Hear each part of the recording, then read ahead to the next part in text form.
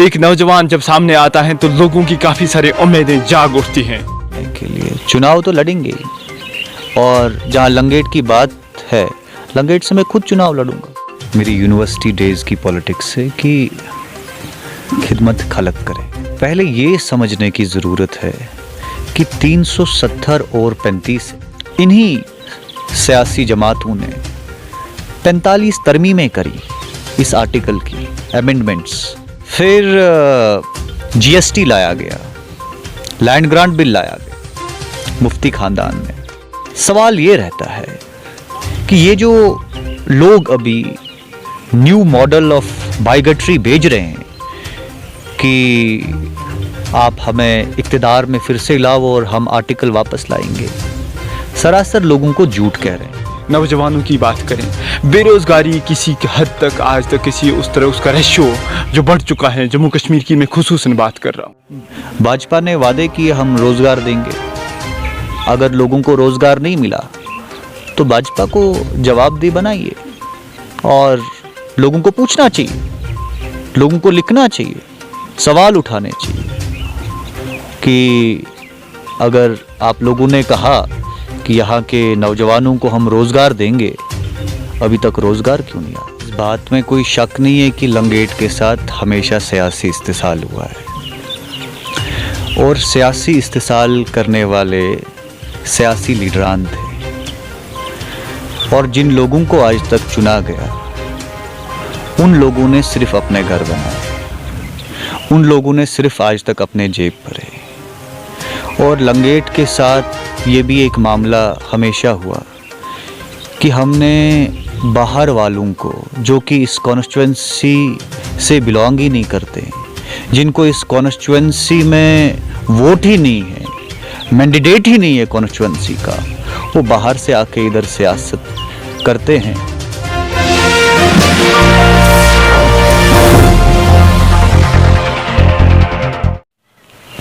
उकाबी रूह जब बेदार होती हैं नौजवानों में, उकाबी रूह जब बेदार होती हैं नौजवानों में, नज़र आती हैं उनको अपनी मंजिलें आसमानों में। अस्सलामुअलैकुम नाजरीन, आप देख रहे हैं हेडलाइंस टुडे और मैं हूं आपका मेज़बान डॉक्टर अब्दुल कयूम। नाजरीन, रूबरू के आज के खास शुमारे में हमारे साथ मौजूद हैं जम्मू कश्मीर वर्कर्स पार्टी के नौजवान लीडर। मैं बात कर रहा हूं मीर जुनैद साहब की, जो इस टाइम अपने आबाई इलाके यानी लंगेट में तशरीफ़ फरमा है। जुनैद साहब से बात करते हैं क्योंकि काफ़ी सारे मुद्दे हैं। एक तो नौजवान, एक तो यूथ होने की हैसियत से, क्योंकि ये पॉलिटिक्स में आए हैं और आजकल सियासी गहमा गहमी की आपको पता है किस तरह चल रही है पूरी वादी कश्मीर में। एक नौजवान जब सामने आता है तो लोगों की काफ़ी सारी उम्मीदें जाग उठती हैं।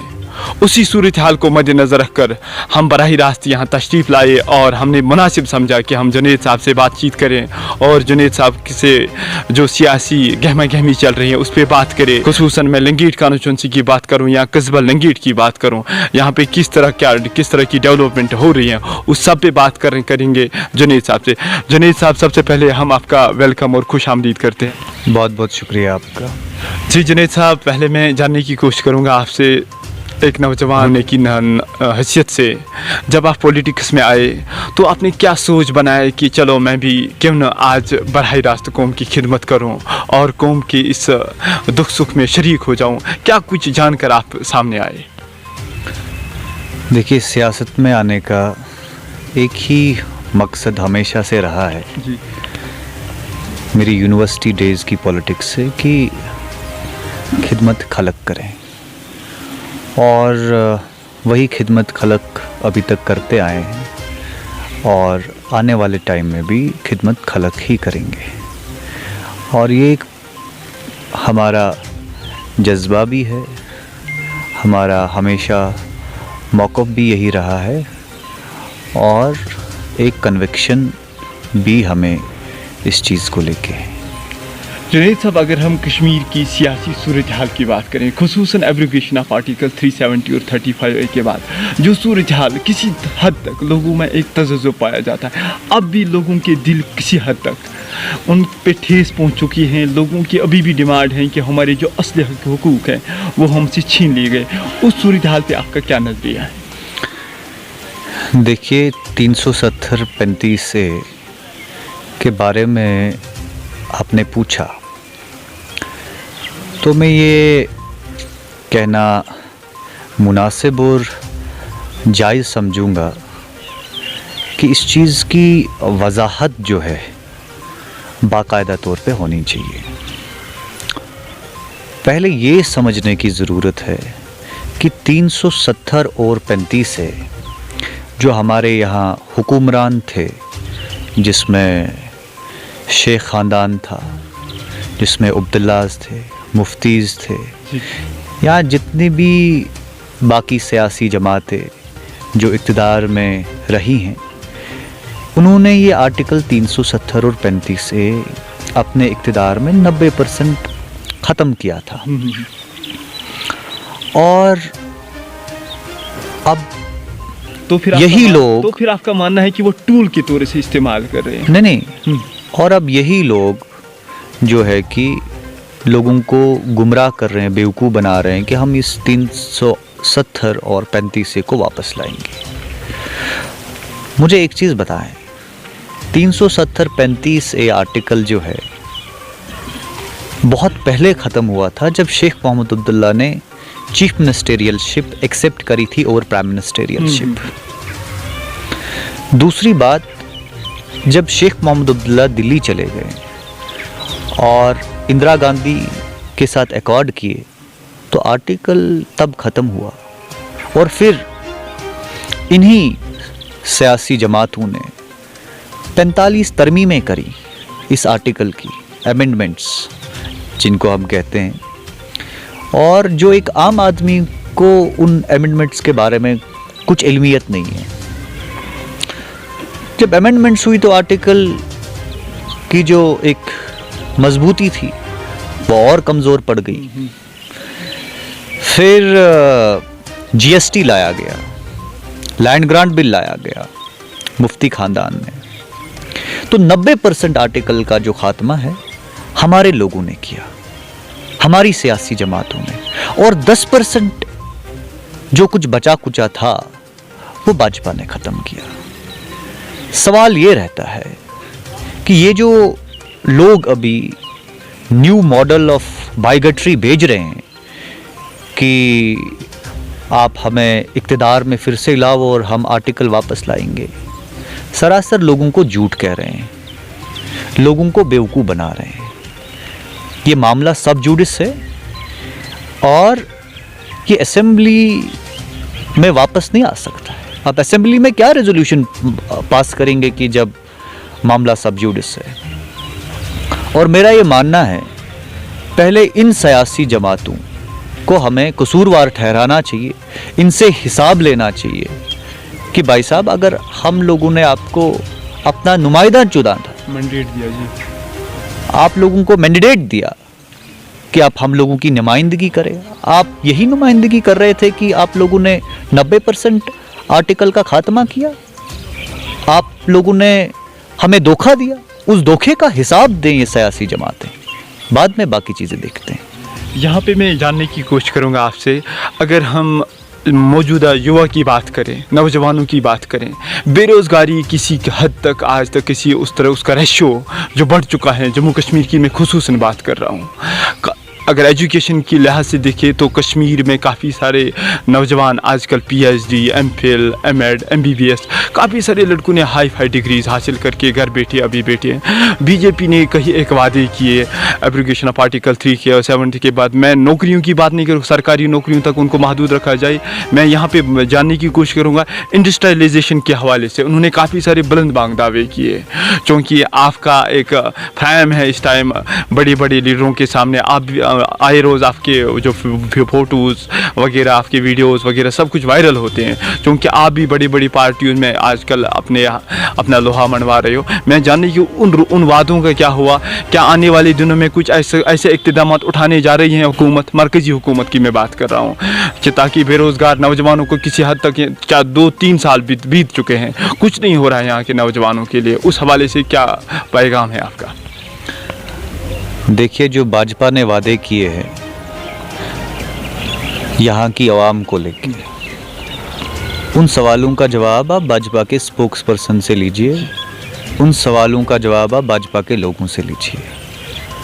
हमारी पार्टी वर्कर्स पार्टी है जी, जम्मू कश्मीर वर्कर्स पार्टी। हमने कोई एम्प्लॉयमेंट के वादे नहीं किए। तो as a young dynamic leader, as a of course, तो आप भी एक जवाब दे, इस टाइम एक रिप्रेजेंटेटिव हुआ, आपका भी हक बनता है इस पे बात करने का।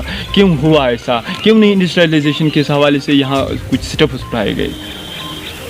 देखिए, हम रोड मैप दे सकते हैं, जो हमारी पार्टी को एक रोड मैप है, जो हमारा फ्यूचर डिस्कोर्स है कश्मीर को लेके, जम्मू को लेके, जिसमें एम्प्लॉयमेंट भी एक सेगमेंट है, हम वो पेश कर सकते हैं पब्लिक में, और आने वाले टाइम में हम लोगों के सामने लाएंगे और उसमें हम वाज़िया करेंगे कि हमारे पार्टी का जो मंशूर है, जो मैनिफेस्टो है, एम्प्लॉयमेंट को लेके क्या कहता है, किस तरीके से हम यहाँ के नौजवानों को रोज़गार दे सकते हैं। अभी तक हमने इस पे कोई टिप्पणी नहीं करी है। भाजपा ने वादे किए हम रोज़गार देंगे, अगर लोगों को रोज़गार नहीं मिला तो भाजपा को जवाबदेही बनाइए और लोगों को पूछना चाहिए, लोगों को लिखना चाहिए, सवाल उठाने चाहिए कि अगर आप लोगों ने कहा कि यहाँ के नौजवानों को हम रोज़गार देंगे, अभी तक रोज़गार क्यों नहीं आया? तो ठीक है, इसमें हम भी कहते हैं कि अगर कोई वादा हुआ है उस वादे को निभाना चाहिए, और जो भी इन वादों के साथ साथ पार्लियामेंट में वादे किए गए 5 अगस्त 2019 को, वो वादे भी पूरे होने चाहिए, ये हम हमेशा कहेंगे। और जो पार्लियामेंट में वादे हुए, हम गवर्नमेंट ऑफ इंडिया को हमेशा वो चीज़ रिमाइंड कराएंगे कि ये वादे हुए हैं, ये वादे किए गए हैं, और ये आप लोगों ने लोगों को यकीन दहानी दी कि पूरा करें। उसके साथ तो हम लोग हैं ही। अपने आबाई टावन कस्बा लंगेट की बात करें, सियासत की तो बात होती रहती है, आए रोज़ चर्चा होती रहती है, लेकिन अपने लंगेट टाउन की बात एक बार करें तो मुझे हिचकिचाहट महसूस नहीं होगी इस बात पे कि अपना लंगेट बिल्कुल डेवलपमेंट के लिहाज से किसी हद तक बहुत पीछे हैं। आपका क्या नज़रिया है कि जो सियासी पार्टियां आज तक जिनका यहाँ पे वजूद था, क्या वो फेल हो चुकी हैं इस चीज़ को यहाँ पे इम्प्लीमेंट करने की? अगर डिग्री का लिया जाता है तो उसके लिए भी अभी जो लोकेशन है वो मुंतखब नहीं हुई है। उस हवाले से जितने भी डिग्री कॉलेजेस नहीं आए थे उनके लिए ज़मीन भी मुंतखब हो चुकी है, उन पे काम शदुमत से जारी है। वाहिद एक ऐसी कॉन्स्टिट्यूंसी है, एक ऐसा हेड क्वार्टर है जिस पे ना फायर सर्विस है, जहाँ ना एम्बुलेंस है, जहाँ ना कॉलेज के लिए अभी एक आरजी बिल्डिंग, हॉस्पिटल की पुरानी गली सड़ी बिल्डिंग है, उसमें आरजी तौर पर वो फंक्शन है डिग्री कॉलेज। इस हवाले पे आपका क्या नज़रिया है? इतने 2-3 साल से आप भी देख रहे हो, आप भी सिस्टम में हो, किस तरह के इनिशिएटिव आप उठाने जा रहे हो और किस तरह के इक़्तिदामात आपकी तरफ से होंगे? देखिए, इस बात में कोई शक नहीं है कि लंगेट के साथ हमेशा सियासी इस्तेसाल हुआ है, और सियासी इस्तेसाल करने वाले सियासी लीडरान थे, और जिन लोगों को आज तक चुना गया उन लोगों ने सिर्फ अपने घर बनाए, उन लोगों ने सिर्फ आज तक अपने जेब भरे। और लंगेट के साथ ये भी एक मामला हमेशा हुआ कि हमने बाहर वालों को, जो कि इस कॉन्स्टिट्यूएंसी से बिलोंग ही नहीं करते, जिनको इस कॉन्स्टिट्यूएंसी में वोट ही नहीं है, मैंडेट ही नहीं है कॉन्स्टिट्यूएंसी का, वो बाहर से आके इधर सियासत करते हैं और लोगों के साथ हर लिहाज से सियासी इस्तेसाल करते आए हैं। जहाँ तक हमारी बात है और हमारी पार्टी की बात है, हमने कुछ वादे किए लोगों के साथ। उसमें हमने पहले ये कहा था कि हम लंगेट में मिनी सेक्रेटरीट लाएंगे। आप लोगों के सामने मिनी सेक्रेटरीट का अप्रूवल आया। फिर एम्बुलेंस की बात रही। एम्बुलेंस में हमने ऑलरेडी 2 एम्बुलेंसेस कॉन्स्टिट्यूएंसी के लिए वर्ल्ड बैंक से ली। एक आपकी कलमाबाद में है और एक आपकी काजाबाद में है। ये भी हमने वादा किया था। और जहाँ आप पहले की बात अगर करें, इस कॉन्स्टिट्यूएंसी में 1 एम्बुलेंस हुआ करती थी। आज के टाइम की बात करें कि इस कॉन्स्टिट्यूएंसी में 3 एम्बुलेंसेस तो है, और जहां लंगेट हॉस्पिटल की बात हो रही है वहां आने वाले दिनों में इंशाअल्लाह ताला हम कोशिश कर रहे हैं और 1 एम्बुलेंस भेजेंगे। ऐसा नहीं है कि इस हॉस्पिटल को एम्बुलेंस के बगैर रहेंगे। और ऑलरेडी डायरेक्टर से मेरी बात हुई है। ऑनरेबल गवर्नर साहब ने कहा है कि हम इसका स्पेशल अप्रूवल देंगे, और मुझे यकीन है कि एम्बुलेंस आप आने वाले दिनों में यहाँ पे देखेंगे। सियासी गहमा-गहमी की बात करें तो मैं यहाँ पे जानने की कोशिश करूँगा, क्या वर्कर्स प्रेसिडेंट आने वाले दिनों में इलेक्शन में कूदने के लिए तैयार हैं? किस तरह की चहल पहल अभी चल रही है और किस तरह की कोशिश आपकी तरफ से रहेगी इस सूरत हाल के लिए? भाई साहब, हमने पॉलिटिकल पार्टी बनाई है, कोई एनजीओ और फाउंडेशन नहीं खोला है। पॉलिटिकल पार्टी बनाई है चुनाव लड़ने के लिए, लोगों को सर्व करने के लिए। चुनाव तो लड़ेंगे ही। और जहाँ लंगेट की बात है, लंगेट से मैं खुद चुनाव लड़ूंगा, इसमें कोई दो राय की बात तो है नहीं। चुनाव लड़ने के लिए तो है। और आने वाले दिनों में जितनी सियासी सरगर्मियाँ स्टार्ट होंगी, अब हमारी सरगर्मियाँ भी देखेंगे। फ़िलहाल लोगों से मिल रहे हैं, लोगों से बात कर रहे हैं, लोगों के मुतालबात सुन रहे हैं, उनका रिड्रेसल कर रहे हैं।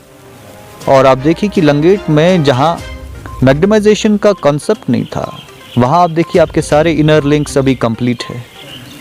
आप देखिए लंगेट टाउन में प्राइम मिनिस्टर आवास योजना के तहत अभी देखिए कि सबसे ज़्यादा हमने बीपीएल में मकान लाए। और भी आप देखिए कि यहाँ म्यूनसिपैलिटी जो है किस तरीके से फंक्शनल है और किस तरीके से म्यूनसिपैलिटी में काम हो रहा है। और इसी तरीके से आपके कॉलेज की आपने बात करी। कॉलेज लंगेट में एक तो ख्वाब था कि कौन कहता कि लंगेट में हम कॉलेज लाएंगे, बट हम लोगों की पहल हमेशा रही कि नहीं, जो भी डेवलपमेंटल इशू है वो हमारी प्रायोरिटी है, पार्टी की प्रायोरिटी है। उसमें हमने कॉलेज के बारे में भी लोगों से वायदा किया था और कॉलेज तो लाया है। अब कॉलेज में फाउंडेशन स्टोन लगना है। यहाँ पे आपका ब्रिज देखिए था जिस पे कोई काम नहीं लग रहा था, अभी आपके बटागुंड ब्रिज में आपका काम लग रहा है। इसी तरीके से और भी जो भी आप डेवलपमेंटल काम देखेंगे, मुझे लगता है कि जब से हमने लंगेट कॉन्स्टिट्यूएंसी को लेके इनिशिएटिव्स लिए हैं, आज तक की हिस्ट्री में किसी पॉलिटिकल पार्टी ने या किसी सियासतदान ने इतना काम नहीं किया होगा जितनी हमारी पॉलिटिकल पार्टी ने यहाँ काम किया है। सबसे ज़्यादा काम हम लोगों ने यहाँ पे किया है। नाज़रीन, मैं आपको अंत पे ये बताना चाहता हूँ, जम्मू कश्मीर वर्कर्स पार्टी के प्रेसिडेंट जुनैद मीर साहब का ये साफ कहना है कि वो दौर गया जब बाहर से आए हुए कैंडिडेट्स लंगेट से इलेक्शन जीते थे। इसका कहना है कि मैं खुद आने वाले असेंबली इलेक्शंस में लंगेट से इलेक्शन लड़ूंगा।